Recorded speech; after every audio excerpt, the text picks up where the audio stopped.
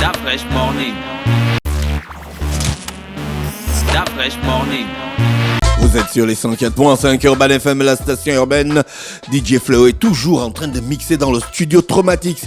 Mais je suis avec Gina pour le petit clin d'œil civique. Gina, on parle de morbide. C'est un sujet morbide.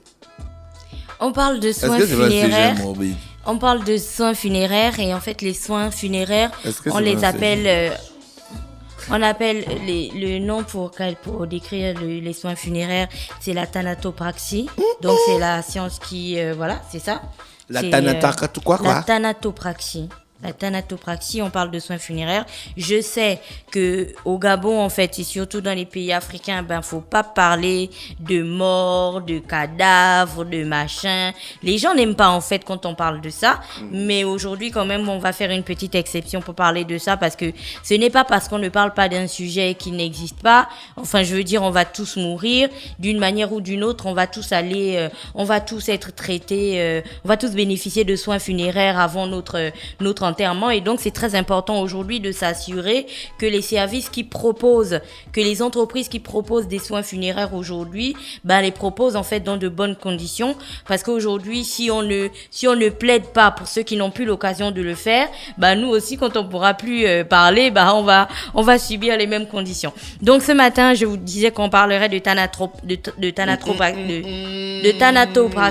parce que tu m'embrouilles en fait. Ce matin on va parler de thanatopraxie.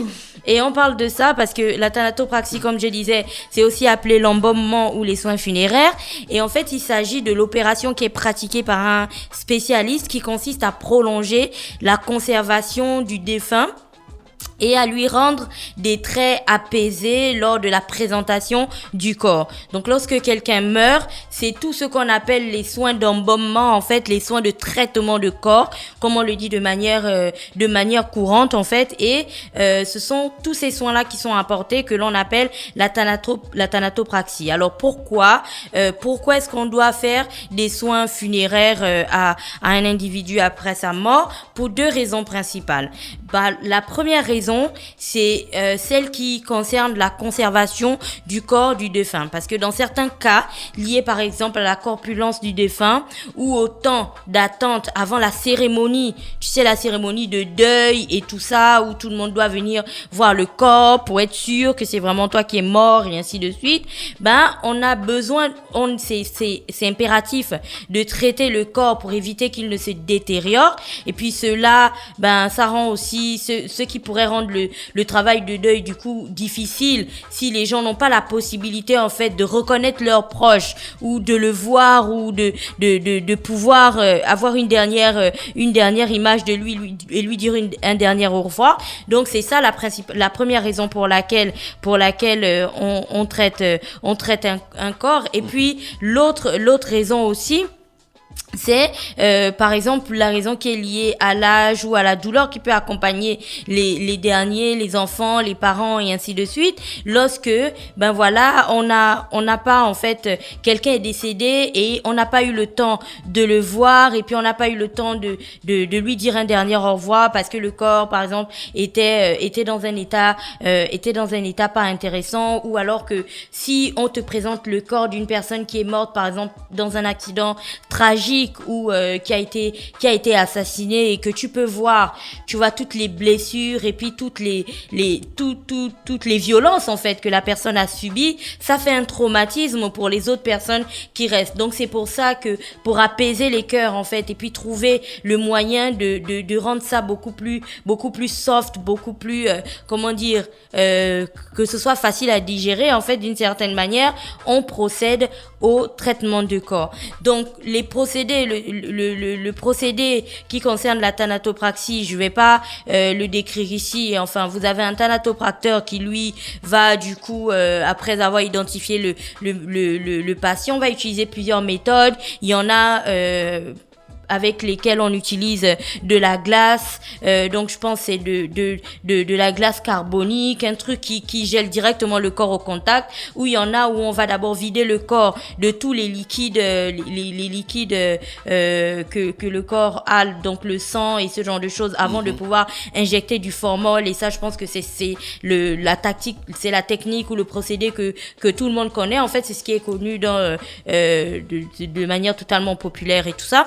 Mais bon, voilà, il y a donc tout le procédé là, et c'est tout ça en fait qui constitue les soins funéraires qui sont faits aux patients. Et après, il y a le nettoyage du corps, on va le maquiller, on va l'habiller, on va vraiment lui donner un aspect super apaisé où tu as l'impression que la personne est vraiment en train de dormir. Tout ça, c'est un effet en fait qui est dû au maquillage et qui est dû à tout le traitement qui a été fait par le thanatopracteur et ses équipes, parce que comme je le disais, l'un des objectifs, c'est de faire en sorte que les parents en fait puissent reconnaître d'abord leur défunt, mais surtout garder une image de lui assez rassurante, où quand tu vas pleurer ton parent, tu vas te dire ah oui, mais Gina était dans le cercueil et elle avait l'air vraiment apaisée, elle avait l'air endormie. Donc du coup toi, tu vas pas avoir en fait le visage d'une personne qui est morte dans la douleur, qui est blessée, qui est vraiment arrachant. Alors pourquoi est-ce que je m'attarde sur cette partie-là? Parce que ces dernières années, je pense depuis 2018, on a pu observer plusieurs scandales en fait en ce qui concerne les maisons de pompes funèbres au Gabon. Je ne vais pas en citer une en particulier, mais il y a eu plein de scandales, notamment concernant le fait que tu aies des personnes qui ont eu un cercueil avec à l'intérieur un cadavre qui n'était pas du tout leurs parents. Donc ça sort de la maison de pompes funèbres, ça met dans le corbillard, ça entraîne jusqu'à la maison et puis tout le monde pleure, et à l'ouverture on se rend compte qu'en fait ce n'est pas notre parent. Ça a déjà eu lieu, et je pense qu'il y avait même un fait où le corps avait voyagé et on s'était rendu compte ensuite que c'était pas le bon corps qui avait été transporté. Donc erreur dans le fait de mettre les défunts dans une bière ou dans une autre. Et puis l'autre cas aussi que l'on a observé, c'est, tu te souviens, en 2018 il y avait eu un énorme scandale où des gens avaient utilisé leur téléphone portable, ils filmaient l'intérieur d'une maison de pompes funèbres où les corps étaient posés à même le sol, où on disait que la maison de pompes funèbres avait, on l'appelle couramment en fait les congélateurs, mais en fait c'est des chambres réfrigérées où on met en fait les défunts, où les parents disaient que ces maisons de pompes funèbres là, écoutez, les chambres réfrigérées ne fonctionnaient plus, donc il y avait des cadavres qui étaient posés à même le sol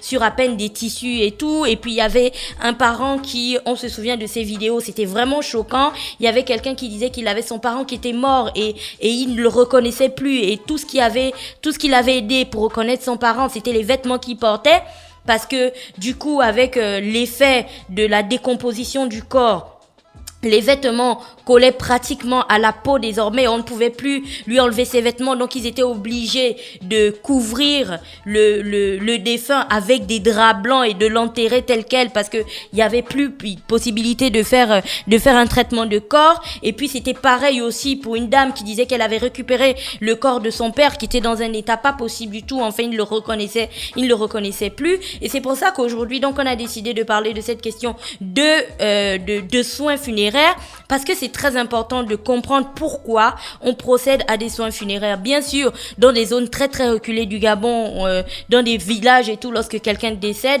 on va pas forcément emmener le corps dans une maison de pompes funèbres parce que ça va coûter de l'argent et ainsi de suite. Donc parfois, les villageois, ils vont garder juste le corps pendant quelques heures avant de procéder à son enterrement. Mais dans des villes comme la capitale du pays dans laquelle nous vivons, on est obligé en fait de procéder à des soins funéraires, parce qu'après aussi dans nos traditions, il faut absolument procéder à une veillée funéraire avec le corps où tous les parents viendraient le voir et ainsi de suite. Et donc on repart aux raisons principales que je venais de présenter sur les raisons de la pratique en fait des soins funéraires. Il faut pas oublier pourquoi on les fait. On les fait parce que il faut vraiment faire en sorte qu'on garde garde en fait une image du défunt assez intéressante, assez valorisante. Et puis deuxièmement, c'est vraiment pour éviter le traumatisme que la dégradation ou la décomposition du corps pourrait causer sur des enfants, une mère, un père et ainsi de suite qui verrait son enfant dans un état totalement catastrophique. Après, ça peut encore être hyper choquant de partir pour l'enterrement de son parent et de se rendre compte que en fait on t'a donné le mauvais cadavre, parce que c'est comme si en fait il n'y avait pas de véritable respect pour les défunts. Et c'est pour ça que vous voyez, tu sais, dans les films, quand tu regardes les films américains et ainsi de suite, même européens, tu vas voir que les personnes dans les maisons des maisons de pompes funèbres, elles ont souvent des sortes d'étiquettes sur le pouce le gros pouce, l'orteil en fait, pour pour les identifier. Donc le fait de tout le temps, pas tout le temps, mais le fait de se tromper de cadavres et ainsi de suite, ça marque aussi une sorte de légèreté dans le traitement des défunts, et c'est ceux qui contribuent à crisper les gens et à les mettre dans un état assez frustrant. Alors je parle aussi de cette thématique ce matin parce que il y a pas très longtemps, je connais quelqu'un qui a perdu son père et qui en allant donc récupérer le corps de son père dans une maison de pompes funèbres a été très désolé et très frustré de voir que le corps de son père ne ressemblait plus à son père au moment où ils étaient venus le déposer, après y avoir passé 3 ou 4 jours. Donc ça n'avait pas, les conditions de conservation et de traitement n'étaient pas bonnes du tout. Du coup, la veillée funéraire s'est passée sans véritablement ouvrir en fait la bière.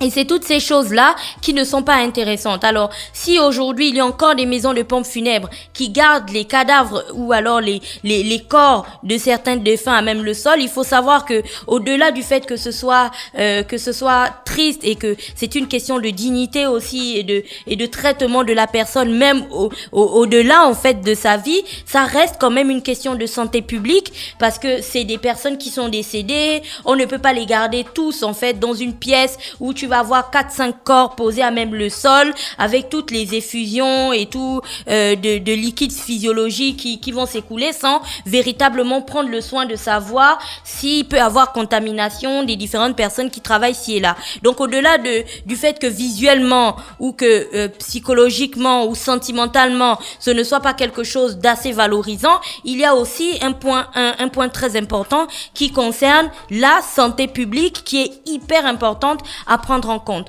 Au-delà de ça, donc l'autre point qu'il faut retenir, c'est que on a une très forte relation, nous, avec nos défunts. C'est que les veillées mortuaires chez nous ne se passent pas en 2, 4, 6, machin. C'est vraiment toute une procédure où on doit veiller sur notre défunt. On doit rester avec lui parfois 1-2 nuits. Ça dépend des endroits où le défunt va être transporté, ainsi de suite. Donc, c'est très important de garder à l'esprit le respect que l'on octroie, en fait, ou que le respect qu'impose, en fait, une personne, même lorsqu'elle est décédée.